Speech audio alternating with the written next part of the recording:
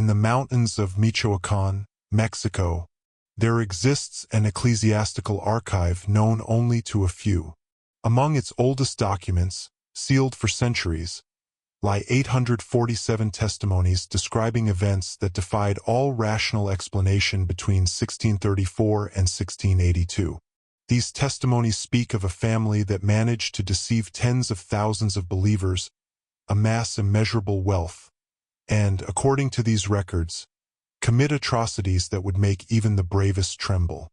The documents mention 73 unexplained disappearances, all tied to the same name, the Montalvo family.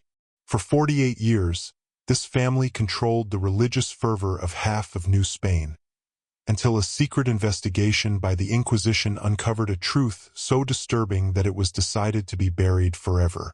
Before continuing with the macabre story of the Montalvos, remember to subscribe to the channel and tell us from which country or city you're listening. Few dare to reveal the kind of stories we tell here. Now, allow me to take you back to the golden days of New Spain. The year 1634 marked the beginning of a golden age for the Catholic faith in the valleys of Michoacán, where the echoes of conquest still resonated through the stones of ancient Aztec temples turned into Christian churches. The Creole and Mestizo population desperately sought divine signs, proof that they had a place in this new world order. It was in this context that the Montalvo family arrived in the small town of Santa Maria de los Remedios, a community of just over 3,000 inhabitants nestled among mountains covered with pines and oaks. The town, built on the ruins of an ancient Puripeca ceremonial center, retained that mystical atmosphere so typical of many colonial settlements in Mexico. The local church, dedicated to the Virgin of Los Remedios, was a modest yet imposing construction. Its pink stone walls glowed golden under the afternoon sun, and its bells, cast from metal mined in the nearby hills, produced a sound the locals described as the voice of heaven. Inside, Baroque altarpieces carved by indigenous artisans created an atmosphere of deep reverence, inviting prayer and mystical ecstasy.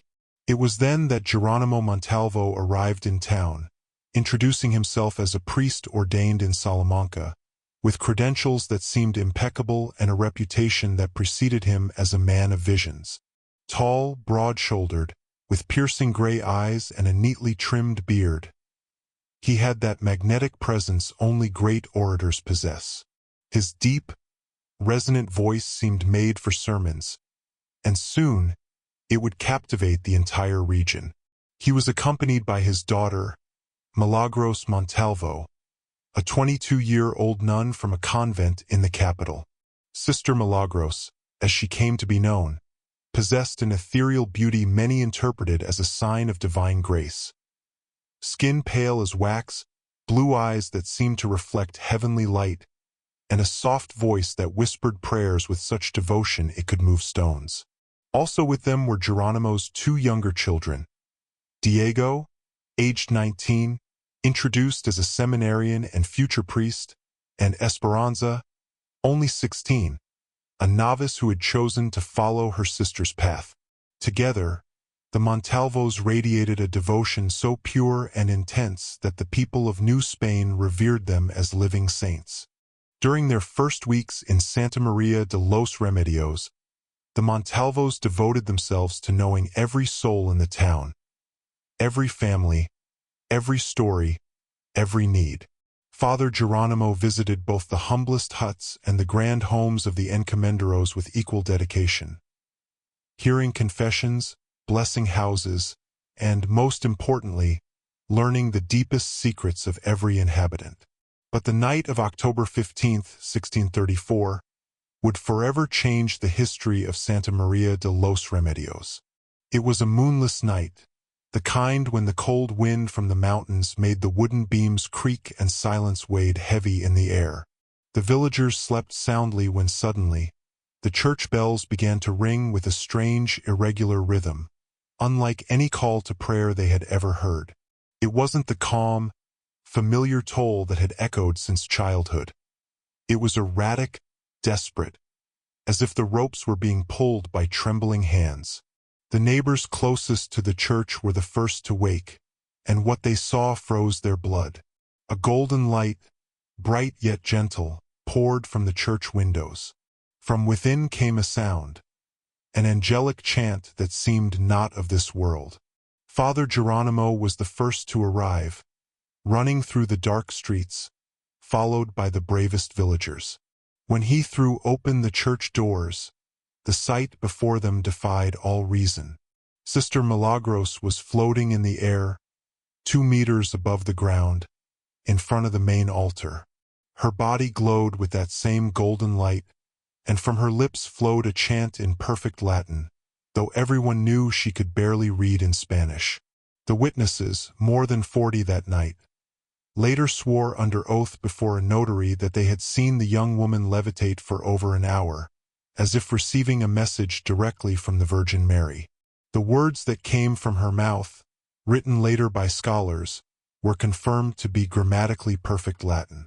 They spoke of prophecies, of special blessings for Santa Maria de los Remedios, and of the need to build a great sanctuary that would soon welcome thousands of pilgrims.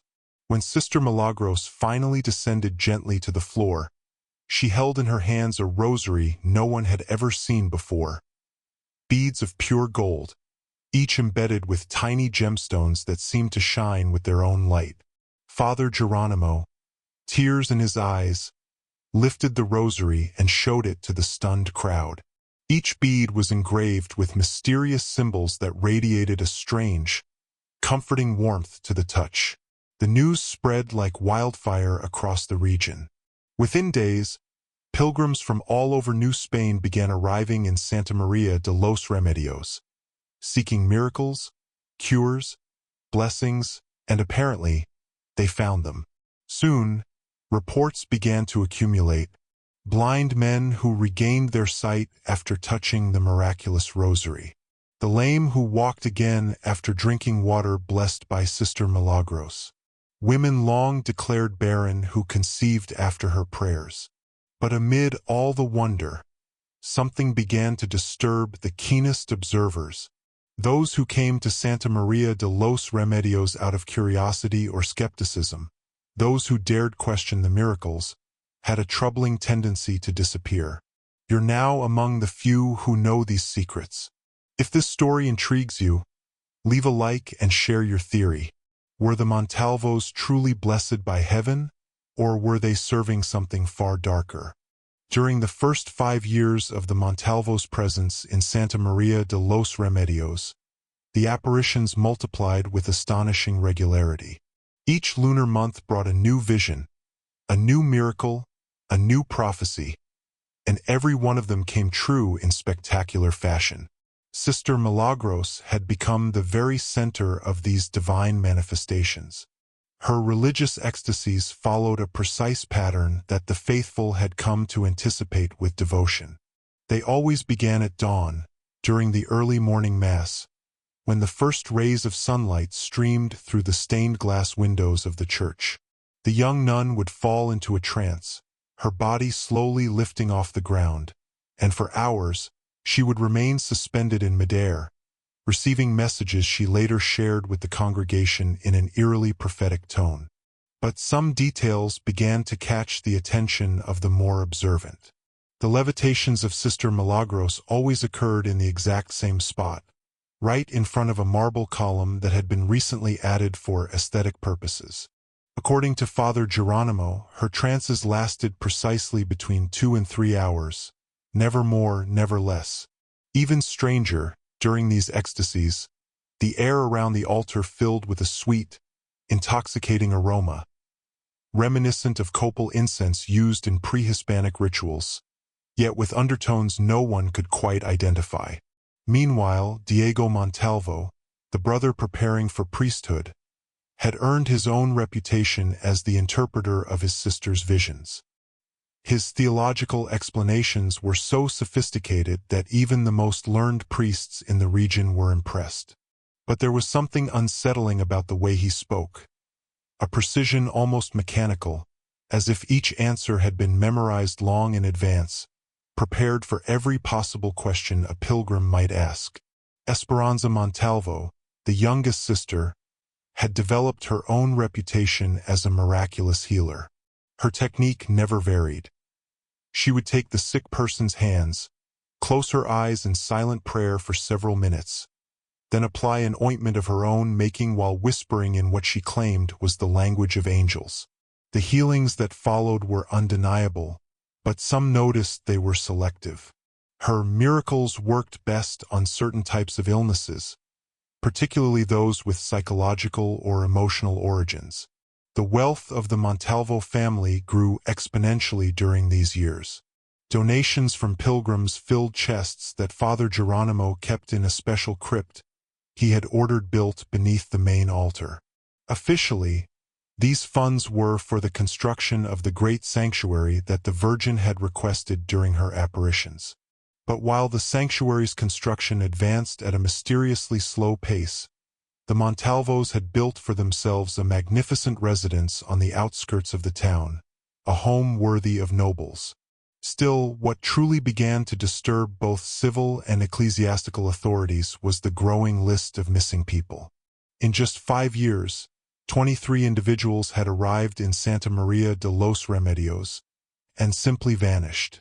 They weren't ordinary pilgrims, but rather wealthy merchants who had doubted the miracles, low-ranking officials of the viceroyalty sent to investigate discreetly, and, most alarming of all, 2 priests of the Inquisition who had come undercover to examine the events. The Montalvos always had an explanation ready. The skeptics, they claimed, had been called by God to embark on special pilgrimages to sacred sites. Others had received divine visions guiding them to secluded monasteries to redeem their doubts. But there was something only a few people knew, a detail kept in the family's private records. Before every disappearance, the Montalvos had extended a personal invitation to each of the victims. They were offered the chance to attend a private ceremony of spiritual purification, an exclusive ritual for those seeking a deeper connection to the divine. These ceremonies took place in a hidden chapel deep in the forest, about an hour's walk from town. According to the Montalvos, it was a sacred retreat, a place where they could offer a more profound, transformative experience of God's presence. Those invited left for the chapel filled with hope, curiosity, and faith. None of them ever returned. The year 1639 brought events that would mark the beginning of the end for the Montalvo family, though they had no idea their downfall was near. The arrival of Fray Antonio de Cervantes, a secret envoy of the Holy Office of the Inquisition, represented the greatest danger the Montalvos had ever faced. Cervantes was no ordinary investigator. He had developed innovative methods for detecting religious fraud, and his reputation for unmasking false mystics and charlatans was legendary throughout New Spain. His physical appearance helped his mission, a man of medium height, thin build, dressed in plain robes that made him blend easily among the endless stream of pilgrims who constantly visited Santa Maria de los Remedios. During his first weeks in the town, Cervantes behaved exactly like any other believer. He attended every Mass, joined in communal prayers, and displayed the same reverence as everyone else toward the supposed miracles of the Montalvos. But in secret, he was documenting every detail, every inconsistency, every element that did not fit the pattern of true divine manifestations. And his first observations were alarming. The ecstasies of Sister Milagros followed schedules too precise to be spontaneous. The golden light that filled the church during her levitations had characteristics that Cervantes, with his knowledge of natural philosophy, recognized as artificial. He also noticed that specific fragrances always accompanied the apparitions, not only that sweet scent everyone described, but also subtle traces of substances he identified as derivatives of plants with psychoactive properties, long known in indigenous medicine. But it was his investigation into the disappearances that revealed the truly sinister nature of the Montalvos' activities. Cervantes began building a secret network of informants among the townspeople, those who trusted him for his humble, devout appearance. Gradually, they began to share their private suspicions about the Holy Family. Maria Gonzalez, the innkeeper, confided that there was something peculiar about the way the Montalvos selected the people they invited to their special ceremonies. It was always those who asked uncomfortable questions, expressed doubt, or possessed notable wealth. Juan Ramirez, the local blacksmith, told him that the Montalvos had been purchasing unusual tools, picks, shovels, quicklime, and strangely enough, acids used for refining precious metals. But the most disturbing revelation came from Catalina Mendoza, a Purapeca woman who worked as their cook. In secret, she told Cervantes about night rituals she had witnessed in their residence. Ceremonies where the Montalvos wore masks and garments blending Christian symbols with pre-Hispanic iconography. She described seeing objects that looked like human bones, decorated with gold and gemstones. Cervantes knew then that the time had come to see for himself what lay in the forest chapel. One moonless night, he followed the path locals had described, carrying only a torch and his determination to uncover the truth. What he found there surpassed even his darkest fears. The chapel was not a typical Christian construction. It was a hybrid structure, a fusion of colonial architecture with clearly pre-Hispanic elements. Inside, the walls were painted with frescoes blending Catholic imagery with Aztec and Purapeca symbols, all related to death and spiritual rebirth. But the true horror waited beneath the chapel. When Cervantes descended into the underground crypt, what he discovered confirmed his worst suspicions. It was no sacred space. It was a workshop of deception and death, the heart of the Montalvos' so-called miracles. The walls were lined with shelves filled with jars of colored liquids, many of which Cervantes recognized as extracts of hallucinogenic and narcotic plants. There were containers of mineral powders that, when burned, produced the colored lights seen during the apparitions. On a central table lay primitive optical instruments, curved mirrors, carved crystals, and special oil lamps capable of creating dramatic illusions of light. But the deepest section of the crypt revealed something far worse. There, Cervantes found a goldsmith's workshop, used to manufacture miraculous objects, rosaries with hollow beads that contained aromatic liquids, crucifixes with secret compartments for chemical substances, and, most chilling of all, fake relics that contained fragments of human bones encased in gold. In a carved wooden chest, he found documents that revealed the true scope of the Montalvos' operations. They weren't just local fraudsters. They were the leaders of a network that stretched across New Spain, with partners in at least 12 cities. Each followed the same pattern: fabricate false apparitions, attract wealthy pilgrims, and eliminate anyone who posed a threat. The records contained detailed lists of victims, including descriptions of their possessions. Each elimination was carefully planned and executed to look like a voluntary disappearance or an unfortunate accident. The bodies, according to coded notes Cervantes deciphered, were processed in the crypt to create the false relics later sold to private collectors and small churches at astronomical prices. But what froze Cervantes' blood was not the crime itself. It was the belief behind it. The Montalvos genuinely saw themselves as divine instruments. In their writings, they claimed that by transforming skeptics into relics, they were granting them spiritual immortality. They didn't think of themselves as murderers. They thought they were purifying souls through death. Cervantes continued his investigation through the night, examining every corner of the hidden crypt. What he uncovered revealed the horrifying genius behind the Montalvos' deception. The documents described exactly how they created their so-called miracles. Sister Milagros, he learned, did not truly levitate. She was suspended by a system of nearly invisible cords, made from treated animal tendons, manipulated from a concealed chamber built inside the marble column that had been added for decoration. The drugs that induced her trances were administered through the special incense burned during ceremonies. The smoke caused an altered state of consciousness that she had learned to control and dramatize with precision. The other family members each played specific roles in the spectacle. Diego operated the lighting effects, using hidden mirrors and lamps placed strategically throughout the church.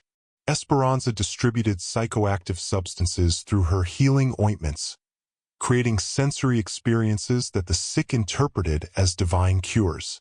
Father Geronimo, the mastermind, orchestrated the entire production, using his theological knowledge to craft prophecies that conveniently came true through manipulation and privileged information. But the most disturbing discovery was found in the final document Cervantes read. It contained the Montalvo's plan for expansion. They intended to create a network of false sanctuaries across the Americas, establishing an empire of corrupted faith that would let them control religious fervor and amass unimaginable wealth. Cervantes knew he now possessed enough evidence to destroy them, but he also understood the danger he was in. If the Montalvos discovered he had uncovered their secret, he would become their next sacrifice. He didn't know that it was already too late. The family had noticed his unusual behavior.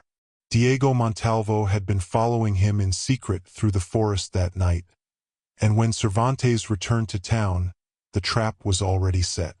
The final confrontation came unexpectedly in the early hours of November 23, 1639. Cervantes had spent the night feverishly transcribing his findings when he began to feel a strange drowsiness. The air in his room carried that same sweet aroma he had come to associate with the apparitions. But that was impossible. He was staying at the inn, far from the church. The letters on his notes began to blur before his eyes. He realized, in growing horror, that he had been breathing the same vapors the Montalvos used to control their victims. Footsteps sounded outside his room, too deliberate, too cautious. He barely had time to hide his notes beneath the floorboards before the door burst open. Standing before him were the 4 members of the Montalvo family, but gone was their saintly serenity. Their faces were cold, their expressions sharp with cruelty. Father Geronimo, once the picture of holiness, now radiated menace. His gray eyes gleamed with a malice that could no longer be disguised. Fray Antonio de Cervantes, he said in a voice stripped of its gentle sermon tone, or should I say investigator of the Holy Office, did you truly believe you could infiltrate us without being discovered? Cervantes tried to maintain his calm, but Sister Milagros stepped forward with a smile that was anything but angelic. There's no need to pretend anymore, Father. We've known who you were since your second week here. Did you think you could deceive those who have perfected the art of deception for decades?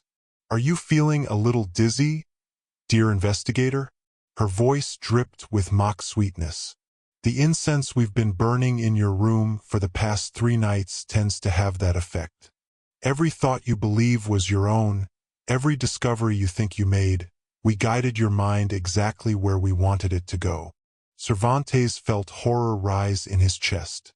His conclusions, his evidence, could all have been subtly influenced by their manipulations. Diego and Esperanza blocked the only exit. They carried ropes and a vial containing some unknown liquid. Geronimo advanced slowly, his tone calm but chilling.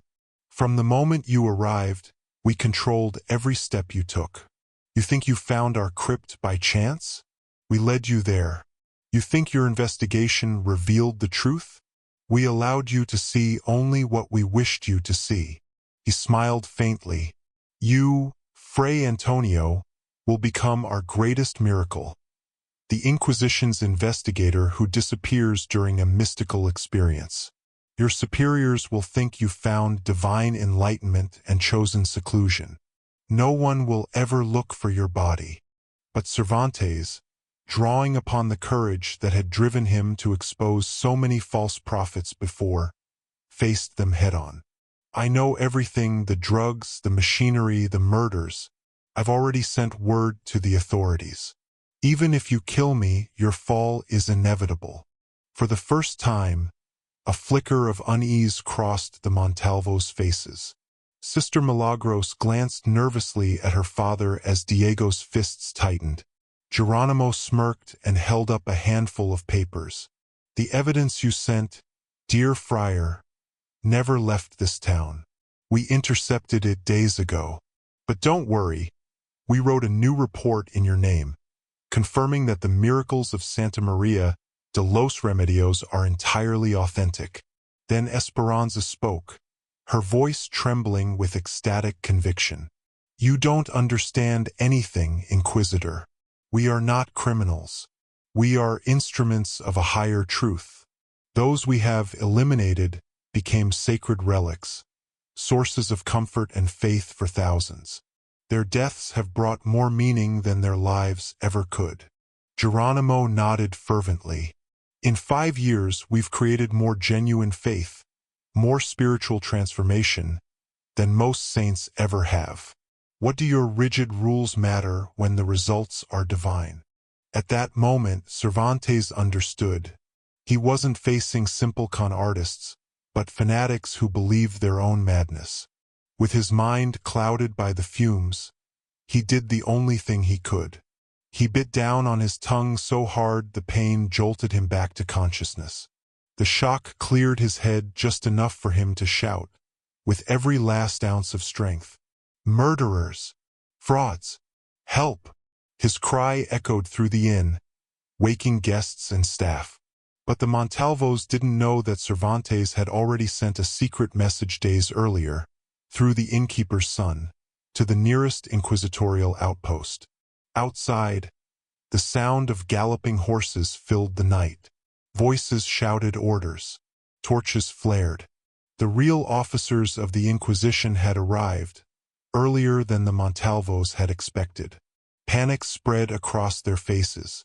Their web of deceit, sustained for nearly 5 years, was about to collapse. "This isn't over," Geronimo whispered as they climbed through the rear window. "There are others like us, continuing our sacred work. The truth we revealed will not die with us." Moments later, the building was surrounded. What the officers found inside that night would forever alter the Church's understanding of organized heresy. When the officers of the Inquisition stormed the inn, the events that followed were recorded in the most secret archives of the Church, documents sealed for centuries. Fray Antonio de Cervantes was found in a delirious state, struggling against the lingering effects of the drugs he had been inhaling unknowingly for weeks. At first, his testimony was doubted, his mind clouded, his words fragmented, but every single detail he described was later confirmed. The Montalvo family, however, had vanished. At dawn, the officers found their bodies deep within the forest chapel's crypt, arranged in a ritual formation around the very altar they had used for their blasphemous ceremonies. Each had consumed a lethal dose of the same substances they had used to control their victims. Beside them lay a note, written in Father Geronimo's unmistakable hand. "We have completed our final transformation. We are now the eternal relics we were destined to become. Our successors will continue the sacred work." The official investigation uncovered the full extent of their crimes. In the secret crypt, the officers found evidence of at least 47 murders committed during the family's 5-year reign. The bodies had been processed with horrifying precision. Bones gilded with gold and adorned with jewels, turned into false relics sold across New Spain. The underground workshop contained a full arsenal of their deception: jars of colored liquids, hallucinogenic extracts, mineral powders for light effects, primitive optical instruments to project illusions, and, most disturbingly, surgical tools suggesting experiments on living victims. Financial records revealed that the Montalvos had accumulated wealth comparable to that of the most powerful landowners of the region. But the most chilling discovery came from their correspondence. Letters connecting them to similar networks in other cities. confirming that their operation was part of a much broader movement spanning the colonies.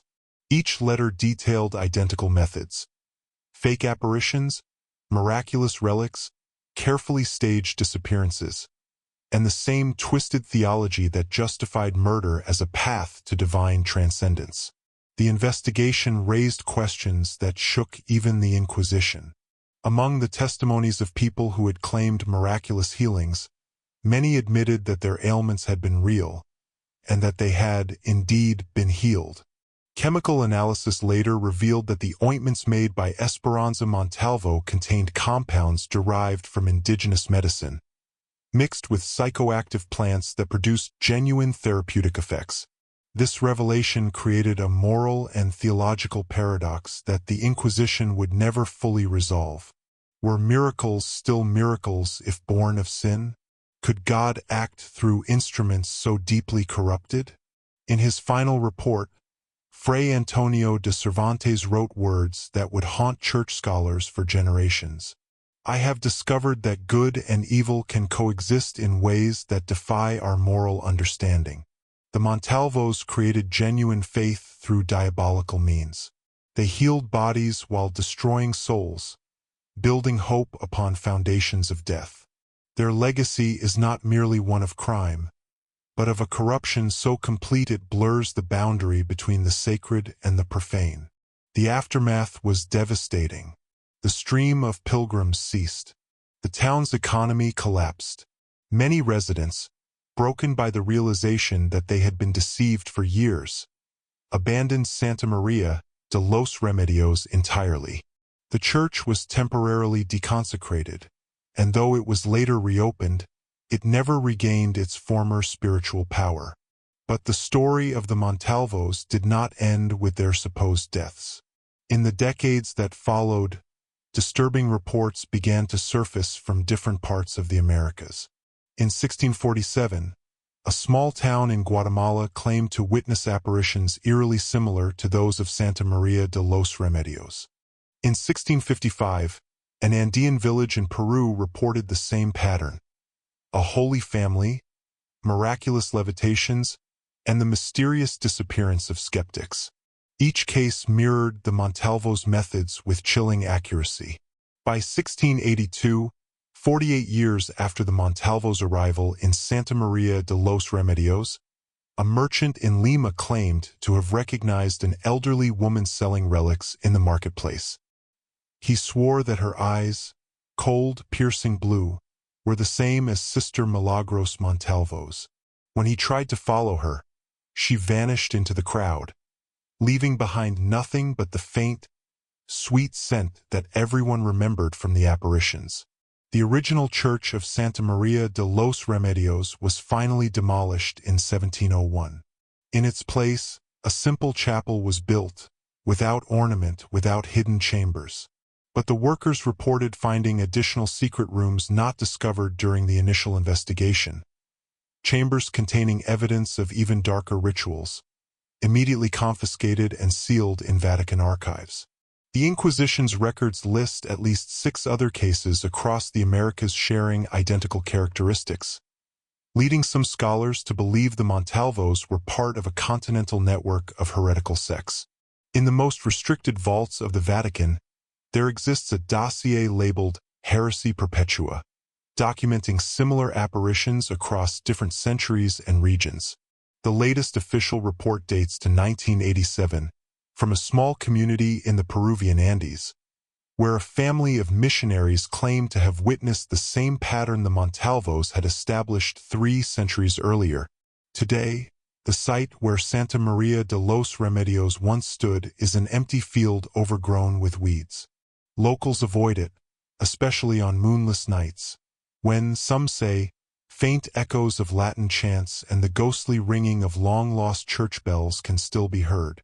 The full truth of what happened to the Montalvo family, whether they truly died that night in the crypt or staged one final, masterful deception to protect their network, remains one of the most disturbing mysteries in religious history.